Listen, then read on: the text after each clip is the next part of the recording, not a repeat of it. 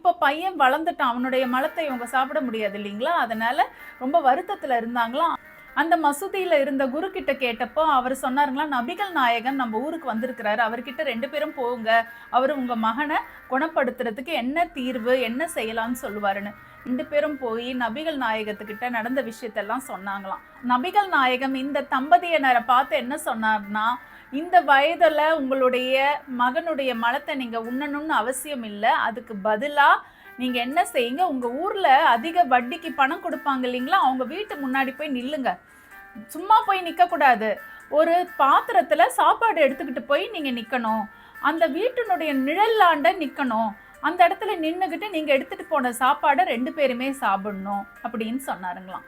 நபிகள் நாயகம் சொன்ன மாதிரி இந்த தம்பதியினர் 2 பேருமே இந்த வட்டிக்கு விடுறவருடைய வீட்டினுடைய நிழலுக்கு முன்னாடி நின்னுகிட்டு அவங்க எடுத்துட்டு போன உணவை 2 பேரும் சாப்பிட ஆரம்பிச்சாங்களாம். சாப்பிட்டு முடிச்சாங்களாம்.